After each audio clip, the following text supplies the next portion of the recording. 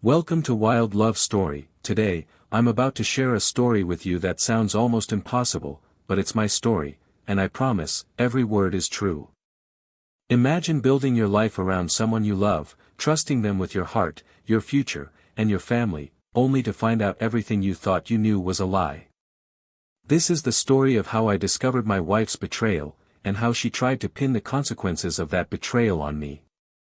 What happened next shook me to the core. A false DNA test. An affair partner who thought he could get away with it. And me. I was left to pick up the pieces, with a decision to make: revenge, or to walk away. Before we get into this story, I just want to thank you for tuning in.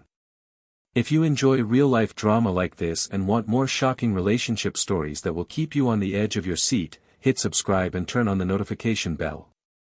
Trust me, you'll want to hear what happens in this one, because this story has a twist that no one could have seen coming. Let me take you back a few years. I had everything I could have asked for. A beautiful wife, a new baby on the way, and a home I was proud to call mine. We were like most couples. We had our ups and downs, but nothing out of the ordinary. Life seemed to be heading in the direction I always dreamed of. We had our plans, big ones. We were going to raise our son in this house, get through the challenges together. We were a team. That's what I thought. That's what I believed. It all started to change, gradually. At first, it was small things I didn't really notice. The phone calls that would go unanswered, or the texts that she would quickly hide when I came into the room. I remember one night. We were sitting on the couch together, just watching a show like we always did. She seemed distant. Not cold, not angry, but distant. Something wasn't right, but I didn't know what. I asked her if everything was okay, and she smiled, reassured me. But that smile, something about it didn't feel the same as before. A few weeks later, things started getting worse. I'd find excuses to go through her phone when she wasn't around, looking for something, anything that would explain the change. One day, when I was supposed to be at work, I came home early. The house was quiet, too quiet. I checked my phone. Nothing. I knew she was home, so I walked into the living room, and there she was. But she wasn't alone. I don't know how to describe the feeling when I saw him sitting on the couch. I'll never forget that moment. My wife, looking at him the way I never thought she could look at another man. I didn't know what to say at first. I just stood there, frozen, as she looked up at me in shock. There was no apology, no explanation. I was confused, angry, heartbroken. All I could ask was, "Who is this?" She tried to brush it off, said he was a friend. But the way she said it, it wasn't believable. It was like she was trying too hard to act normal. But she wasn't fooling me. I told her, "We're talking about this right now." She admitted it. I couldn't believe it, but she admitted it. She told me the truth in the most casual way, like it didn't even matter. She had been seeing someone else. 4 months. Maybe longer. But that wasn't even the worst part. She told me that the baby she was carrying, that I thought was mine, wasn't. It was his. At that moment, the world seemed to collapse around me. I didn't know what to think. Was I being lied to? Was this some kind of sick joke? But that wasn't the end of the story. In fact, what came next shocked me even more. You see, I wasn't just betrayed by my wife. She had a plan that would make everything she'd done even worse. She had a way to make sure I'd take responsibility for her affair. And she wasn't going to stop until I did. Stay tuned, because what happens next will leave you speechless. But before I tell you what happened next, let me take you back to the beginning, to a time when everything was different. To a time when I believed in the life I had built, before the lies, before the heartbreak, and before the world I knew started crumbling around me. I'll never forget how it all started. We met in the most ordinary of ways, just like so many couples. Nothing special, nothing out of the ordinary. I wasn't looking for a big romance. I just wanted to meet someone who I could trust, someone who shared my values, someone who would be my partner. And that's exactly what I thought I found in her. She was beautiful, yes, but more than that, she was kind, funny, and just seemed to get me. We had the same dreams, the same ideas about life, and we quickly fell into a rhythm. We were a team. That's how it felt. We would talk about everything, the future, our hopes, our goals. We'd joke about growing old together, how we'd take vacations when we had the time, how we'd build a family. We got married after 2 years, and it wasn't just a ceremony. It was a promise. I thought it meant something. I was ready to be her partner for life. We bought our first home together. It was small, but it was ours. We painted the walls, filled the rooms with things we loved, things that made us feel like a family. It was a place where we dreamed of raising kids, of growing old together, of looking back on all the good times we'd have had. The perfect picture of domestic bliss. And then came the baby. I remember the day we found out. I'll never forget her face when she told me. We'd been trying for a while, and when she said the test was positive, I couldn't believe it. I was ecstatic. I was going to be a father. We started planning, making space in the house, picking out names. There was so much hope in that moment. We talked about what kind of parents we wanted to be, what traditions we'd pass down, how we'd make sure our kid knew they were loved. We were ready. Or, I thought we were. But looking back now, I see how those plans were built on a foundation I couldn't see was cracking. And then, just like that, everything changed. And the worst part? It didn't happen overnight. It wasn't an explosion. It was a slow, quiet thing, a shift that I didn't even notice at first. Looking back, I can see the signs now. Little things. Things that didn't seem like a big deal at the time but added up over months. She started staying out later. She began taking longer to come home from work. I remember when I started asking her about her day, and her responses were vague. It wasn't that she was lying outright. She just didn't seem as open, as present as before. And then, there were the texts. I didn't think anything of it at first. She'd be on her phone a lot, but I didn't think much about it. Everyone has their own space, their own things. But when I'd glance at her phone, I noticed she'd quickly close it or turn it face down. She'd scroll through it with a kind of urgency, almost like she was hiding something. I should have said something then, but I didn't. I just kept brushing it off, telling myself I was being paranoid. I didn't want to be the type of guy who was always questioning his partner. I didn't want to be that guy. So, I just trusted her. I convinced myself I was overthinking things. But the more I tried to ignore it, the more it kept eating at me. I started feeling like there was a wall between us. And for the first time in our relationship, I couldn't break it down. Every time I asked her how her day was or if something was wrong, she'd tell me, nothing. I'm fine. But it wasn't fine. I could feel it. Something was off. And then, one night, she came home late. Later than usual. I was sitting up in bed, half asleep, waiting for her. When she walked in, she didn't even look at me. She just went straight to the bathroom and locked the door. I heard the water running in the shower, and I knew something was wrong. I didn't confront her that night. I didn't say a word. But the doubt had already started eating at me. It wasn't just the late nights anymore. It was everything. The distance. The way she'd look at her phone like it was more important than anything else. The way she stopped talking to me about the future like we used to. And that's when I started to change.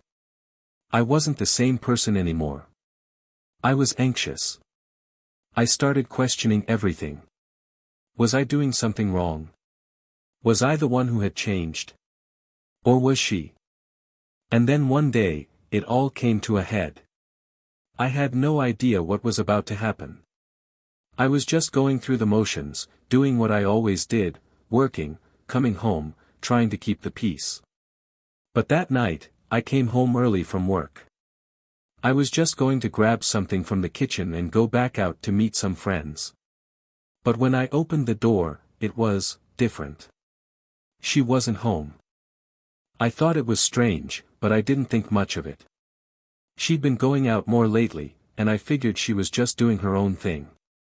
I checked my phone, no messages. No calls. Nothing. I sat down on the couch, wondering where she could be, but not really expecting an answer. Then, about 45 minutes later, she came in. But she didn't come in like she usually did. She didn't say, "Hi," or give me a kiss. She just walked in quietly, her head down, like she was hiding something. I noticed right away. She didn't look at me. She didn't even acknowledge I was there. And when she did speak, it was off. Like she was in a rush, like she was trying to get away from something. That's when I started asking questions. I didn't know it then, but those questions were the beginning of everything. The questions I should have asked months ago.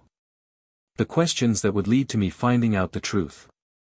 And the truth was something I wasn't ready for. I tried to ignore the feeling, but I couldn't. That night, something changed in me. I knew something was wrong. I knew there was more to what was going on than what I was being told. And I wasn't going to let it slide anymore. I had to know. I couldn't just live with this nagging feeling, this doubt in the pit of my stomach. It wasn't long before I started looking. I started paying attention to the little things, the things I had been ignoring before. The way she responded to questions. The way she avoided eye contact. The way she would get defensive if I asked about her day. And then, I saw something that made my heart drop. It wasn't a bombshell revelation. It wasn't some explosive moment where the truth hit me like a truck. It was much quieter, more subtle. I wish I could say it was a clear-cut discovery, but it wasn't. It was a slow burn. Little pieces, clues that I hadn't put together until that moment. It was like a puzzle, and that one piece, that piece made everything fit into place. It was a Saturday morning. She had gone out to run errands. I had no reason to expect anything unusual. I was sitting on the couch, flipping through a magazine, when my phone buzzed with a notification. It was a message, one of those group chats we had with some friends. The message wasn't from her, but the name that popped up on the screen caught my attention. His name. The man who had been texting her for weeks now. I had seen his name a few times before, but it was always in passing, nothing significant. In the beginning, I thought maybe they were just friends, colleagues. I had no reason to suspect otherwise. But something about seeing his name there, right on my phone screen, in the middle of the day, when she was supposed to be at the store, something felt wrong. It felt off. I didn't know it yet, but that message was the beginning of everything unraveling. I had seen enough in the past few weeks, the late nights, the evasive answers, the way she'd look at her phone like it held some secret she didn't want me to know. But this was different. I couldn't ignore it anymore. I had to know. And for the first time in our entire relationship, I found myself in the position of questioning everything. What had I missed? Was she really that good at hiding things? Had I been so blind? I decided to check her phone. I didn't feel good about it. I knew it wasn't right.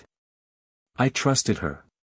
But something in me, something in my gut told me I had to know.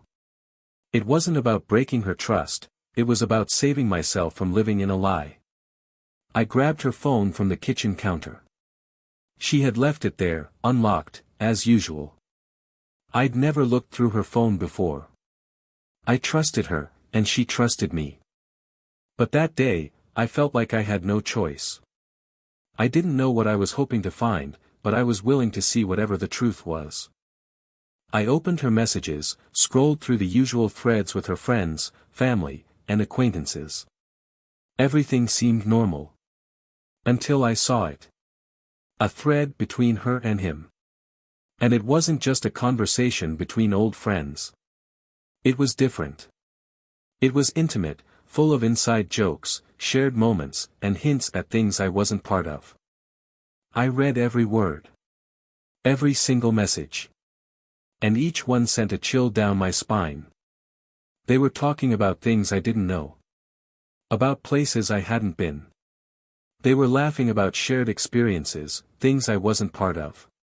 In one of the messages, he had sent her a picture of himself.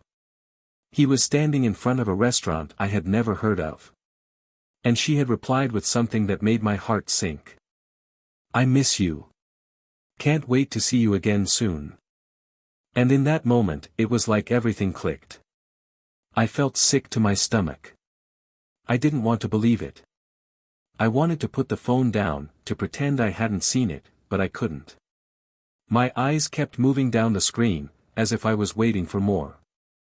I didn't need to see any more, but I couldn't stop myself. I started scrolling through her entire phone, looking for any clue, any piece of evidence that would confirm what I was seeing. And then I found it. An email.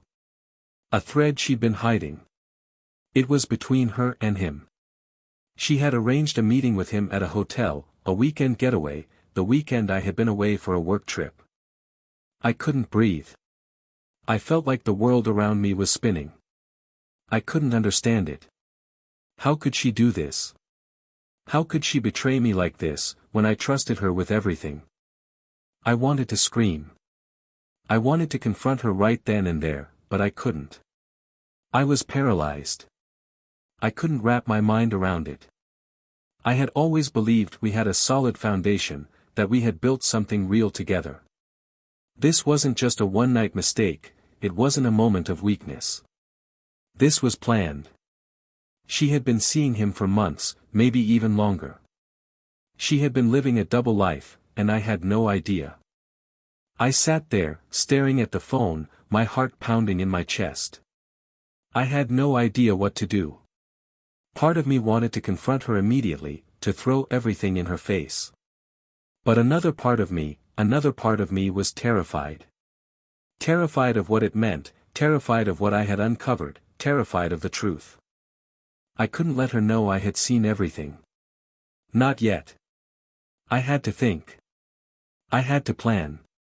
I had to figure out what to do next. I didn't know how to confront her. I didn't know how to deal with the devastation I was feeling.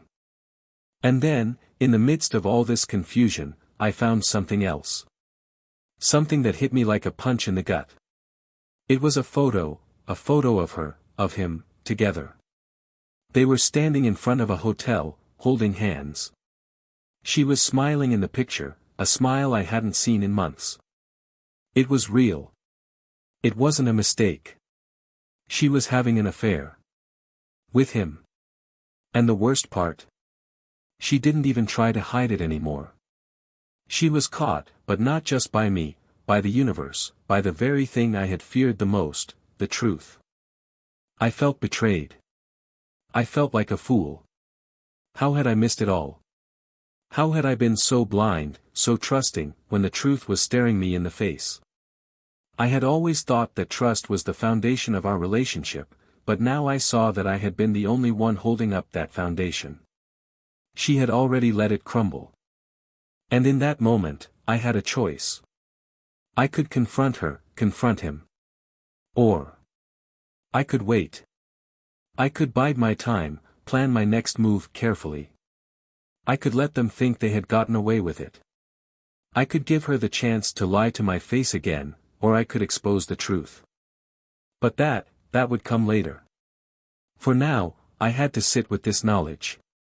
The knowledge that the woman I loved, the woman I had built a life with, had betrayed me in the worst way possible.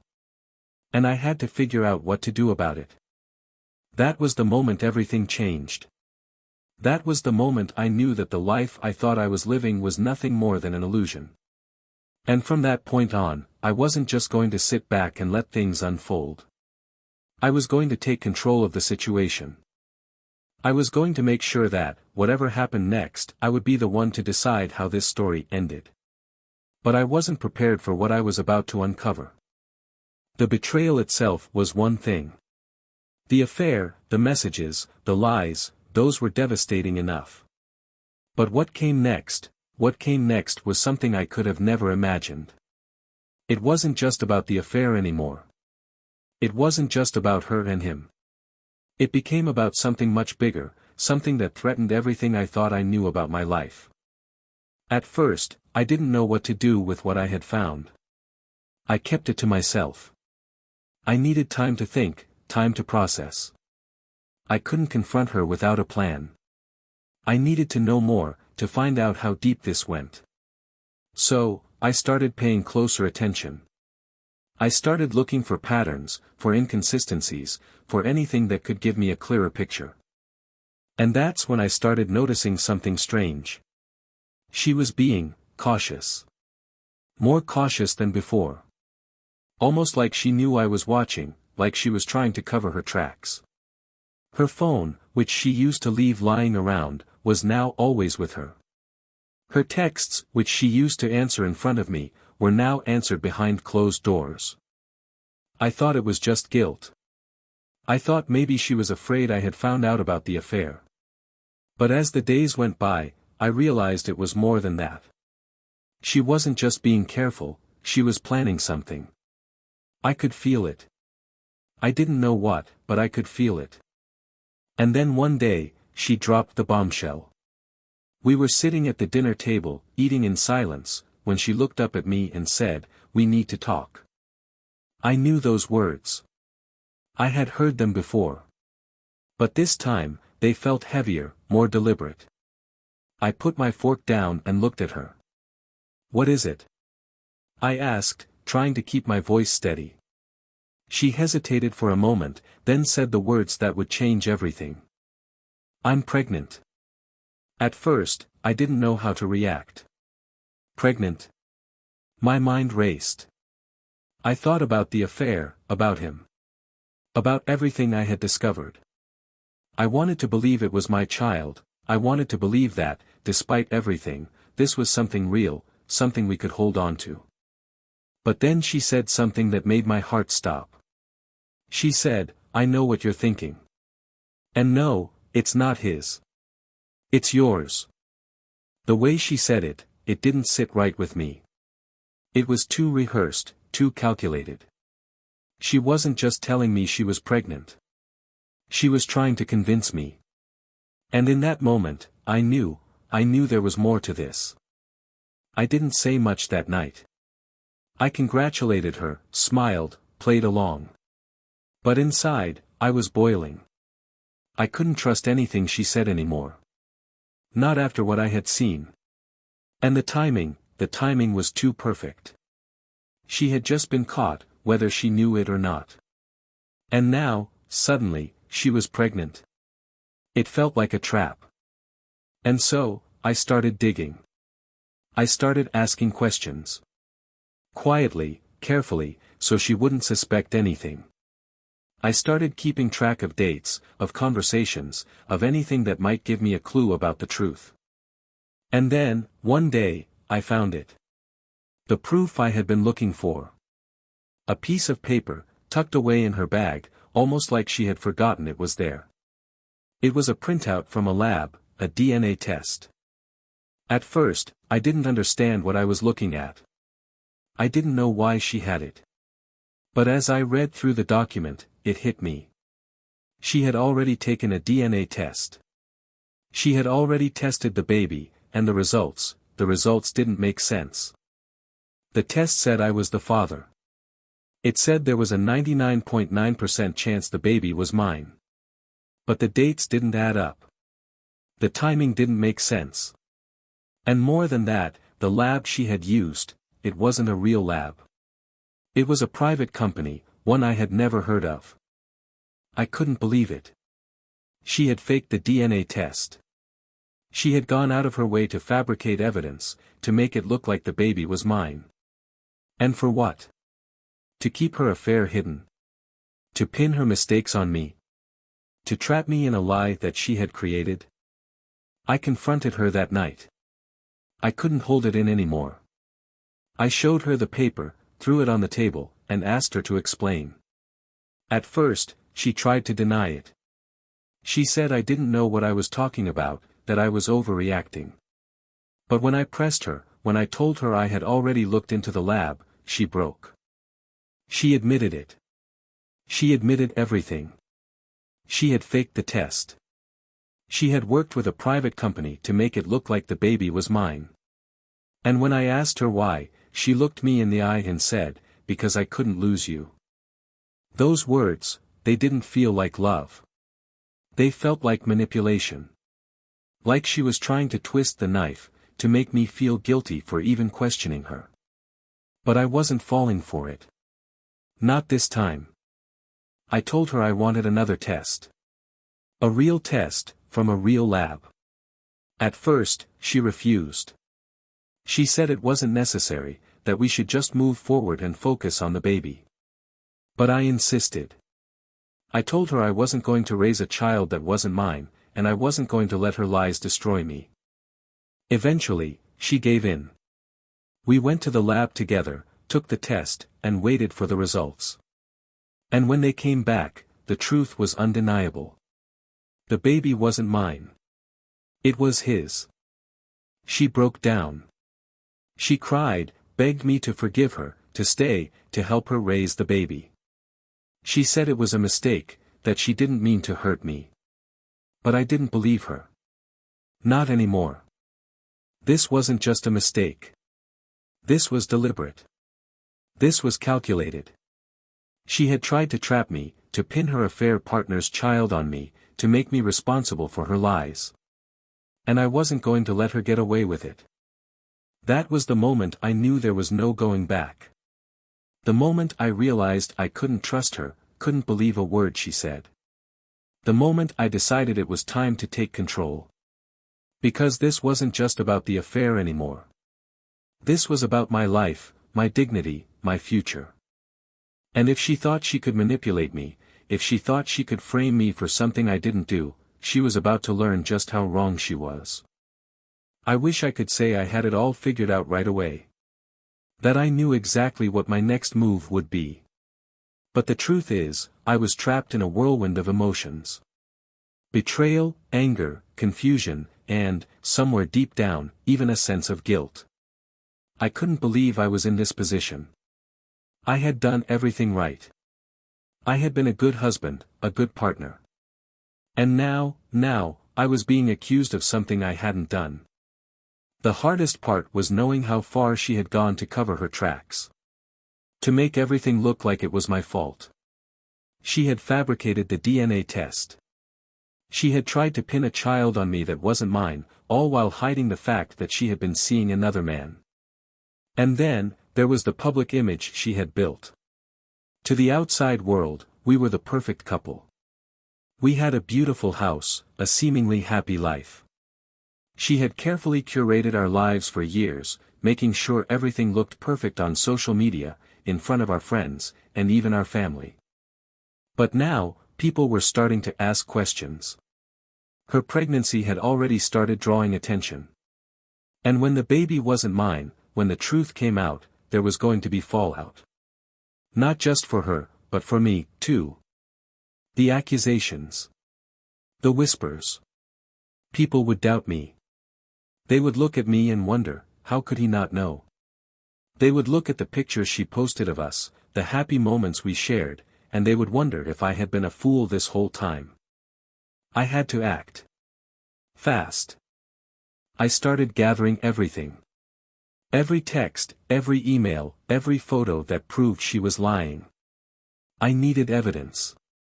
I needed to clear my name, to make sure that when the truth came out, there would be no question about who the real father was, and who was responsible for the deception. But I wasn't just after the truth anymore. I wasn't just interested in clearing my name.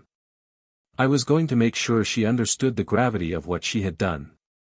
I was going to make her face the consequences of her manipulation and deceit. I wasn't going to let her get away with it. The more I thought about it, the more I realized that I couldn't just confront her with the truth, not yet. She was too far gone. She had already tried to play me. I had to be careful. I had to be strategic. I started reaching out to people who could help me. Lawyers, experts, private investigators. I didn't know exactly where this was going to lead, but I knew I couldn't do it alone. The law was one thing, but in the world of public opinion, I needed proof that would silence any doubt. I couldn't afford to look like a fool. I couldn't let her control the narrative anymore. The private investigator I hired didn't take long to dig into her past. He found more than I expected. She had been seeing him long before the affair became obvious. She had been in contact with him even while we were on vacation, and when I wasn't home for work trips. She'd even gone so far as to tell her friends that the baby was mine, that we were going to have a family together. I couldn't believe it. She had already started planting the idea in other people's minds before she even faked the test. But that wasn't enough. It wasn't just about proving she was lying. I needed to prove that she had framed me. That she had deliberately set me up to look like the father, to trap me in a situation I couldn't escape from. I had to go deeper.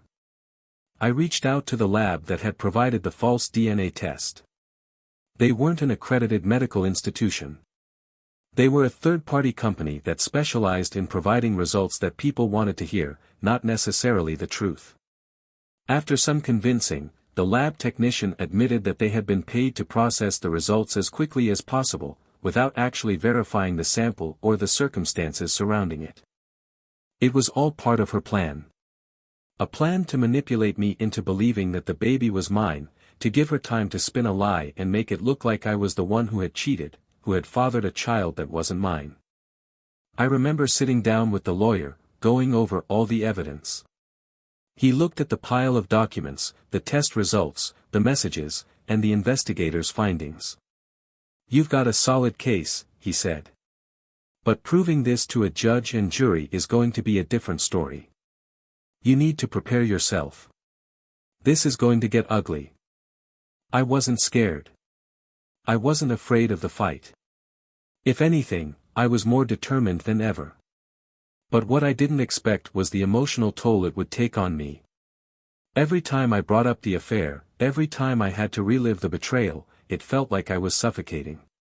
It was one thing to suspect she was unfaithful, but to see it all laid bare in front of me, it was harder than I ever thought it would be.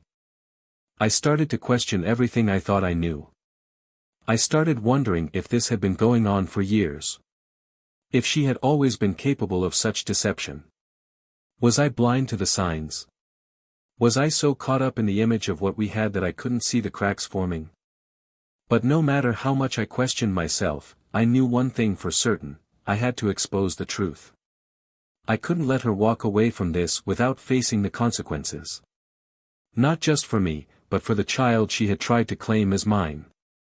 I started preparing for the confrontation. I was going to expose everything: the affair, the fake DNA test, the manipulation. I couldn't wait anymore. The truth needed to come out. I planned it carefully. I knew it wouldn't be easy. The stakes were high.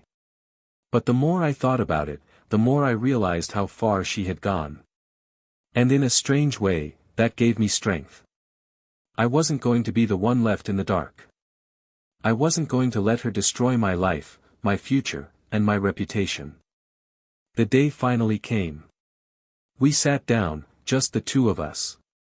I had everything prepared: the lab documents, the text messages, the investigator's findings. I placed everything on the table between us. She looked at me, her face pale, like she already knew what was coming. "We need to talk," I said. She tried to smile, but it didn't reach her eyes. She knew. She knew what was about to happen. "What's this about?" she asked, trying to play it cool. But I could see the nervousness creeping into her voice. I opened the folder. I showed her the evidence, piece by piece. The faked DNA test. The emails. The photos. The investigator's report. Everything. And when I was done, I looked her in the eyes. I didn't say anything at first. I just let the silence hang between us. Finally, she broke. She started crying, begging me to forgive her, asking if we could work it out, if we could still make it work for the baby.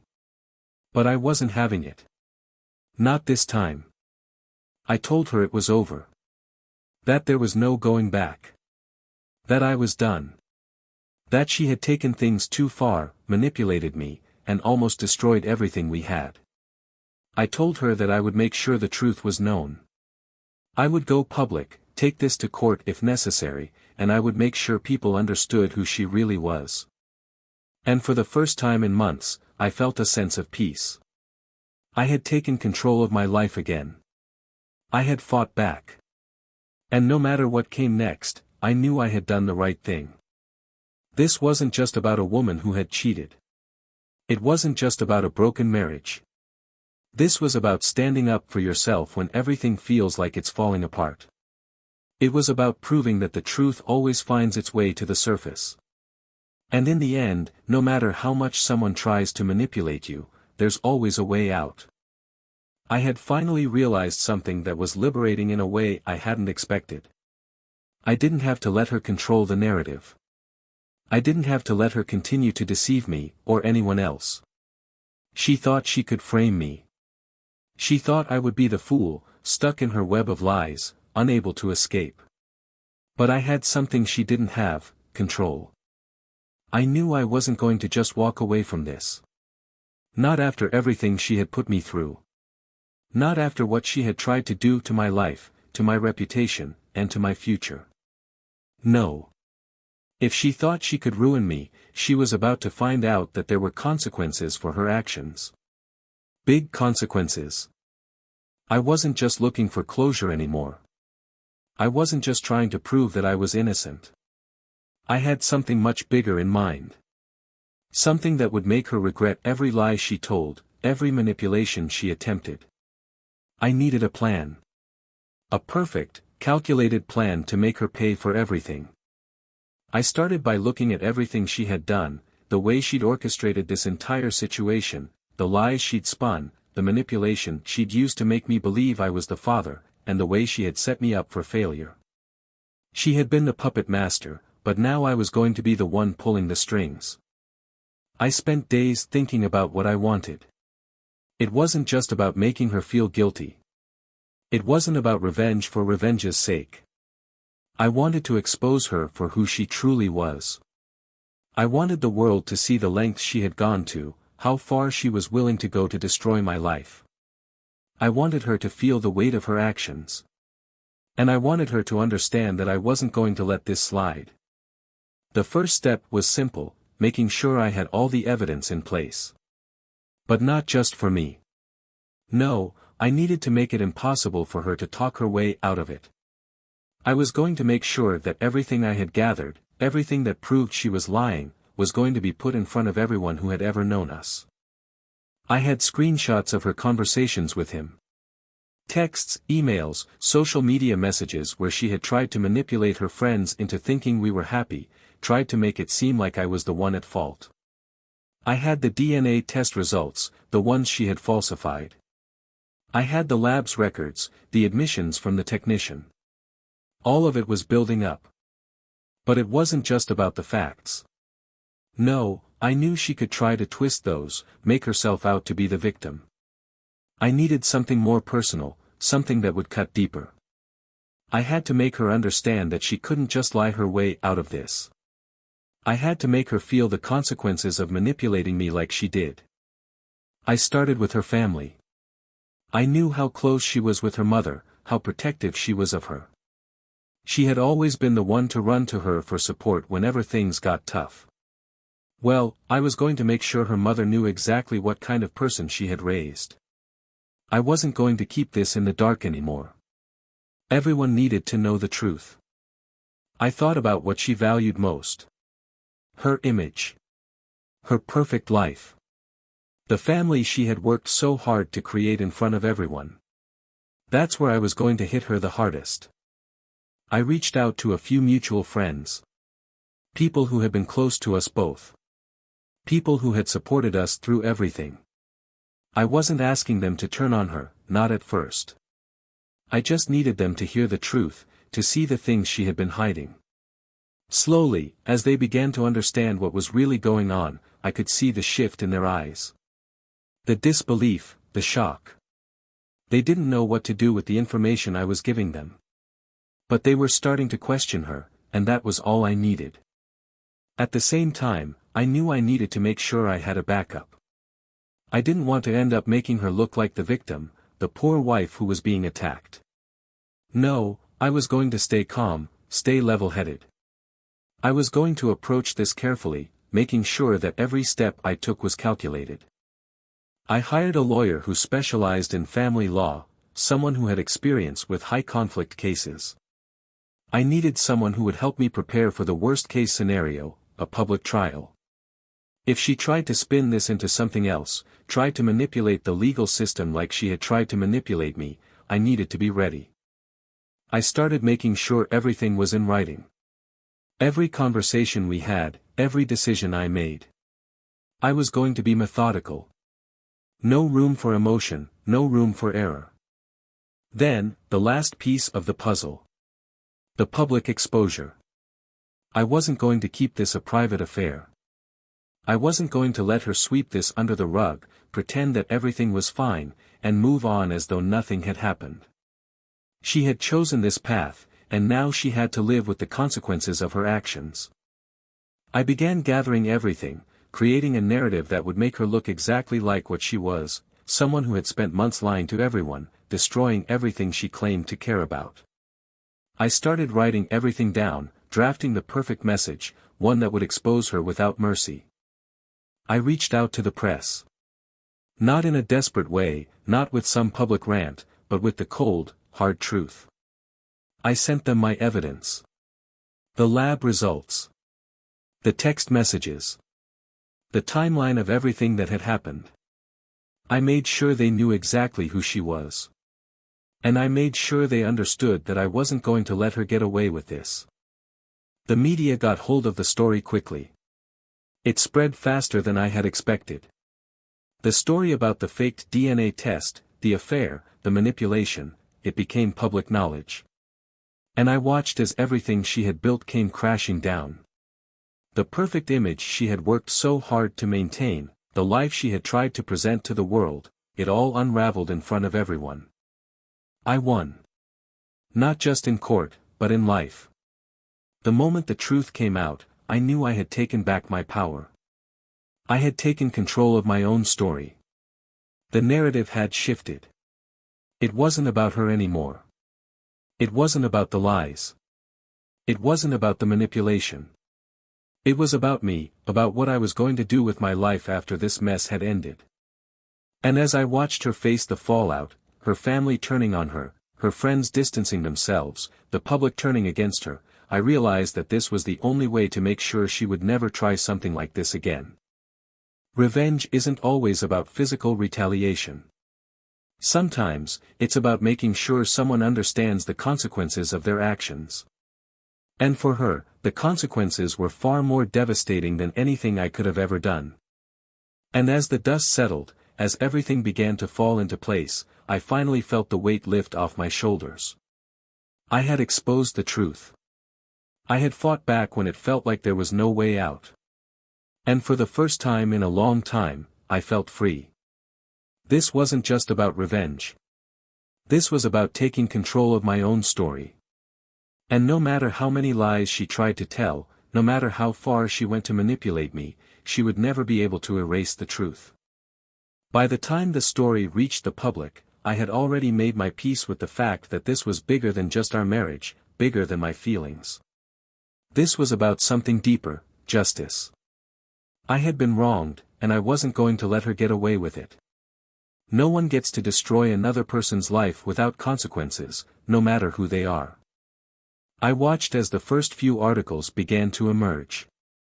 The headlines were hard to ignore: husband fights back after wife's deceptive DNA test, scandalous affair exposed after husband turns the tables, and, of course, the one that made the rounds the fastest, wife fakes DNA test to pin affair partner's baby on husband, the untold story.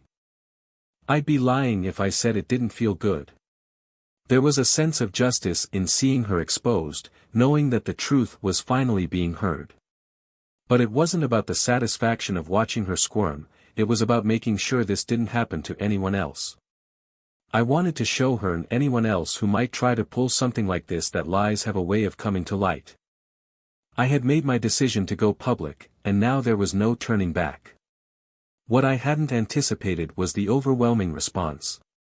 The messages from people who had been through similar situations. The texts from friends who didn't know what to say, but who were nonetheless shocked by the extent of her deceit. It was like I had opened a floodgate. And I wasn't going to stop. As the media frenzy began, the next step was clear: I needed to make sure I had secured my position. It wasn't just about her anymore, it was about making sure I protected myself and my future. She had tried to frame me for a crime I didn't commit. She had tried to ruin my reputation, my family, everything. I couldn't afford to leave any loose ends. I started organizing the evidence, everything I had gathered up to that point, and preparing for what was to come. I spoke with my lawyer, telling him exactly what I wanted the press to have access to everything. I wanted the truth out there, but I also wanted to make sure she couldn't twist things in her favor. My lawyer agreed, telling me that by releasing the full scope of evidence, it would make it impossible for her to deny what she had done. He was right. The night before the media outlets were set to release everything, I received a message from her. I could feel her desperation seeping through the screen. She begged me to stop, promised to do whatever it took to make things right. She claimed she had been under pressure, that she made a mistake, that we could work it out. But I wasn't buying it. It wasn't about what she wanted anymore. It was about justice.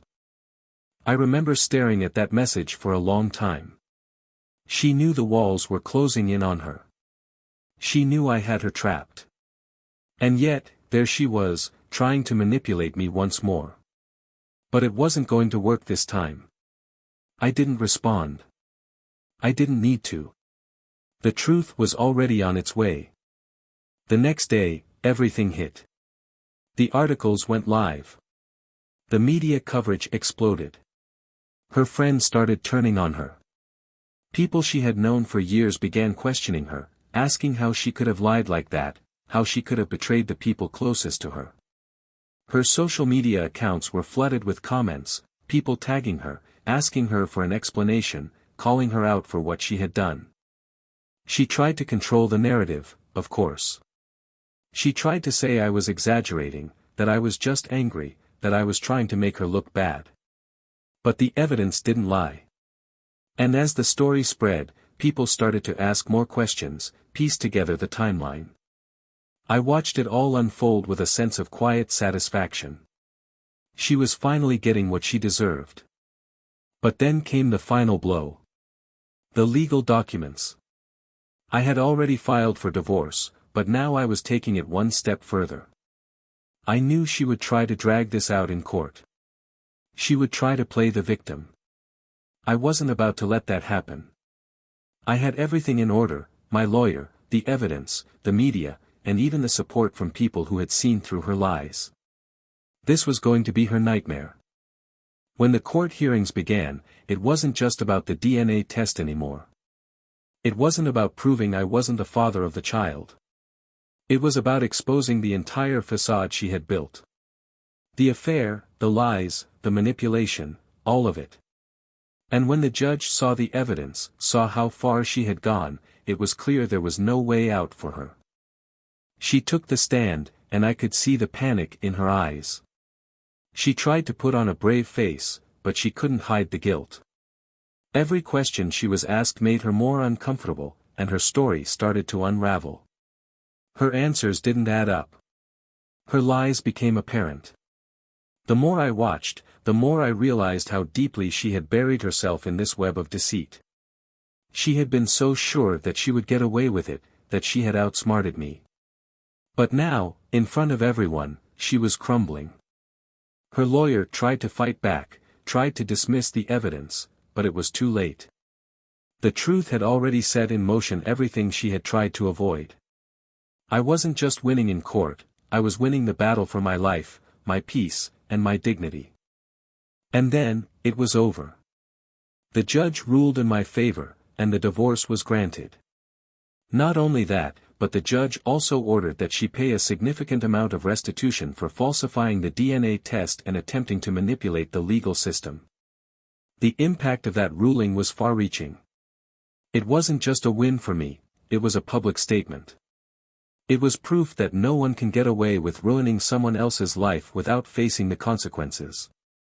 When the verdict came down, I felt like I had just climbed a mountain. I had done what I set out to do. I had proven my innocence. And I had exposed her for who she really was. What struck me the most, though, wasn't the victory. It wasn't the satisfaction of seeing her fall from grace. It was the realization that I had regained control of my life. I had taken back my narrative. No matter how far she tried to push, no matter how much she tried to manipulate the situation, I had the final say. I wasn't just free of her lies, I was free of the weight she had placed on my shoulders for so long.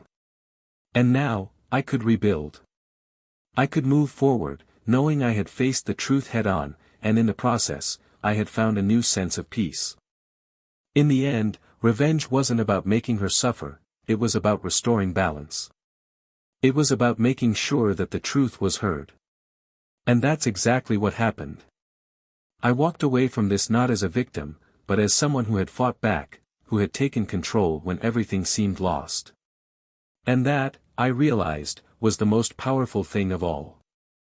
In the days that followed the court ruling, there was a strange kind of stillness. The chaos of the past few months, her betrayal, the media storm, the courtroom drama, had all settled. And for the first time in a long time, I felt a sense of peace. The heavy weight I'd been carrying for so long, the fear, the doubt, the uncertainty about what my future would look like, all of it had evaporated. But there was something else too. A feeling that I had come out of this ordeal not only victorious but changed. Stronger. More aware of my own worth. Before everything happened, I had questioned myself, doubted who I was and my place in this world. I had allowed myself to be manipulated, to be controlled by someone who didn't care about me or our relationship. But now, I saw things more clearly. I understood that no one, not her, not anyone, had the right to decide my happiness. I was the one in control now. It wasn't just the divorce that marked the end of this chapter. It was the process of rebuilding. I realized that the hardest part of all of this wasn't the deception or the revenge. It wasn't even the public exposure or the legal battle. The hardest part was what came after. The emotional scars were deeper than I thought. In the days and weeks following the divorce, I found myself waking up in the middle of the night, heart racing, mind flooded with memories of the lies she told, the promises she broke. Even though the legal battle was over, the emotional fallout was still very much real.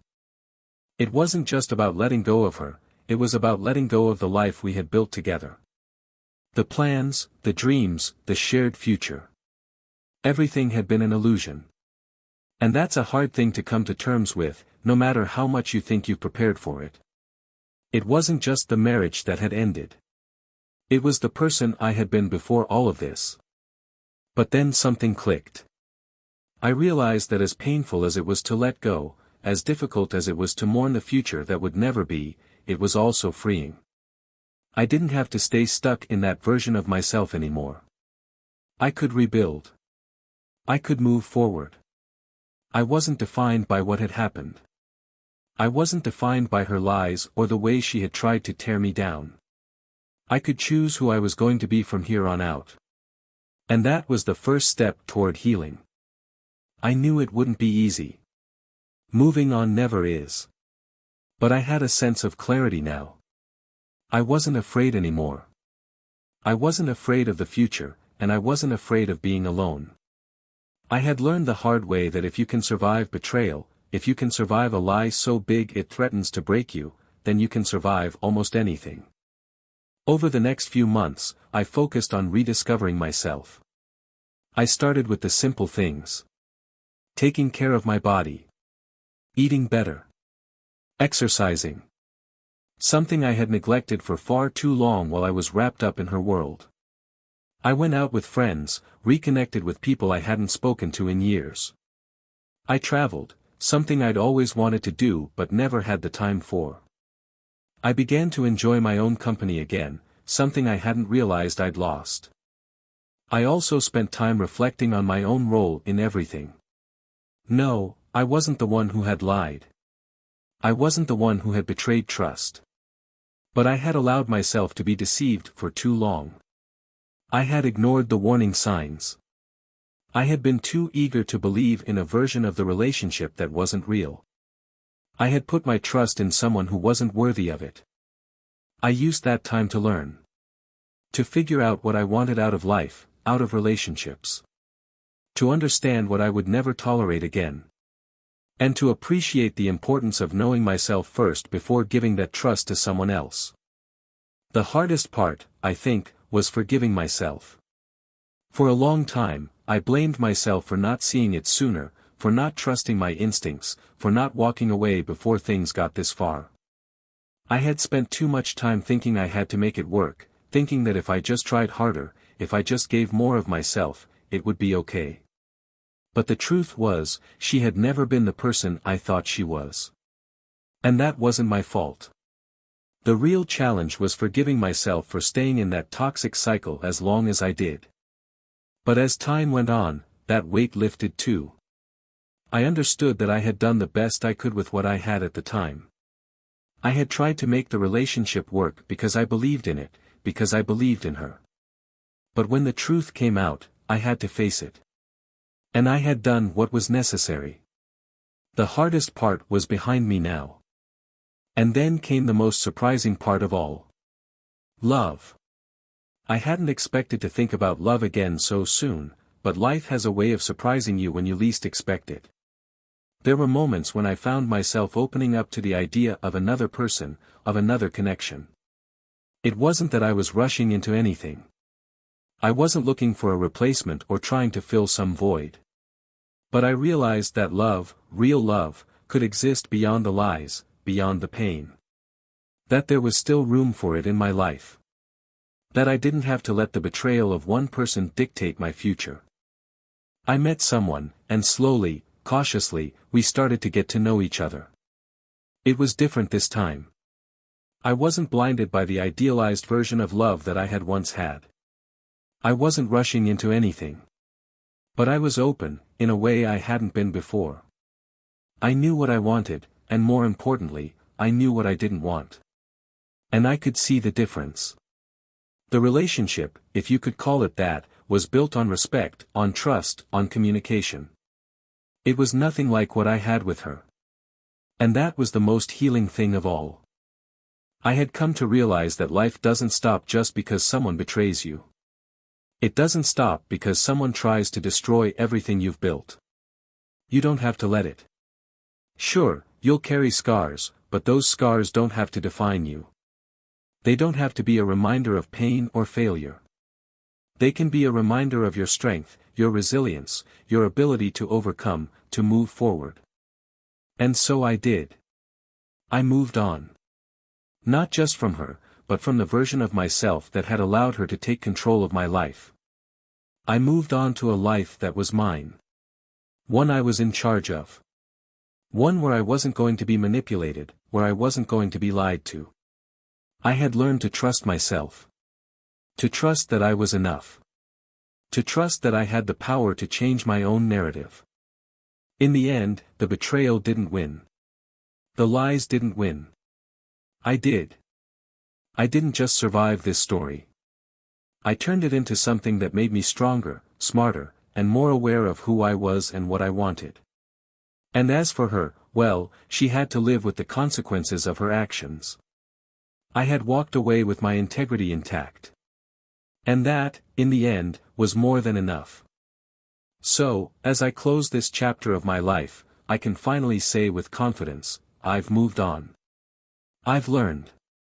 And I'm ready for whatever comes next. Looking back, everything that happened feels like it was part of a larger journey. It wasn't just about the betrayal. It wasn't even about the revenge. No, the real lesson I learned through all of this wasn't about getting back at someone or proving a point. It was about rediscovering myself, learning how much strength I had hidden inside of me, and realizing that no one, no matter how close they are to you, has the right to take that away. Before all this happened, I was a different person. I was someone who believed in the idea of love without reservation, someone who gave everything I had to my partner because I thought that's what love was. I thought I had to endure everything, no matter how much it hurt, because that's what commitment meant. But I was wrong. I had lost myself in someone else's life. I had placed so much of my identity in the relationship that I forgot who I was as an individual. And through the betrayal, the heartbreak, the lies, I found myself again. It wasn't easy, and it didn't happen overnight, but the process of rediscovery was the most valuable part of this whole experience. I learned that my worth isn't defined by anyone else's actions. I don't need validation from someone who doesn't appreciate me. I don't need to prove myself to anyone. What I learned, and what I hope anyone listening takes away from my story, is that you have the power to choose your own path. You get to decide who you are and how you move forward. It's easy to get caught up in the idea of revenge, to want to see the other person suffer the way you've suffered. And, for a time, that was what I wanted too.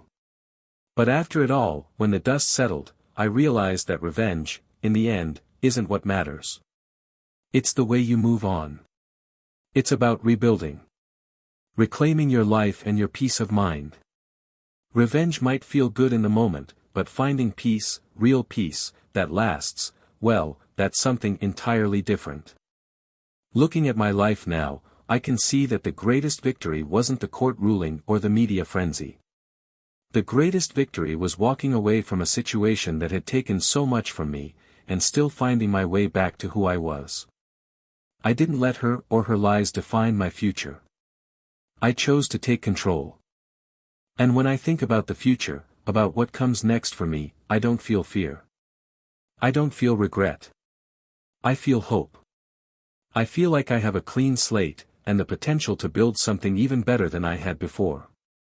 If you're going through something similar, if you're dealing with betrayal or heartbreak, just know this, you're not alone. It might feel like the weight of the world is on your shoulders, and it might feel like you'll never find your way out.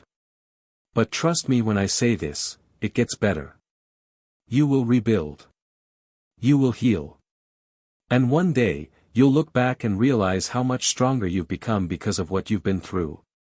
No matter how deep the wound, no matter how painful the betrayal, you have the power to heal. You have the power to choose who you want to be. And you don't have to let anyone else's actions define your worth. There's always a way out of the darkness. For me, the story doesn't end with the revenge or the court verdict. It ends with the understanding that everything I went through led me to this point. I wouldn't trade the lessons I've learned for anything. The pain? It was part of the process. But now, I can see it for what it was, a catalyst for change, a way to break free from the things that were holding me back. I know now that no matter what happens, I'll be okay. I'm stronger than I ever thought possible. And I'm ready for whatever comes next. Maybe it's a new relationship, or maybe it's more time spent on my own, learning more about what I want out of life. But whatever it is, I'm going to face it with my head held high, knowing I've already conquered the hardest battle I've ever fought, the battle for myself. So, as I close the book on this chapter of my life, I want to leave you with this: your story doesn't have to end in pain or regret. You have the power to choose your own path. You have the power to rise above, to heal, and to move on. Life is full of challenges, and sometimes, it feels like everything is falling apart. But those are the moments that define us. And in the end, you'll look back and realize that you were always stronger than you thought. Thank you for listening to my story. I hope it resonated with you, and if it did, I encourage you to share it. If you're in a place of pain, know that there's a way out. And if you're in a place of peace, know that it's something you've earned. Take care of yourself, and keep moving forward. The best is yet to come. If you haven't already, make sure to subscribe to the channel and hit the notification bell so you don't miss any of our stories. We all go through struggles, but sharing our stories is what helps us heal and move forward together. Until next time.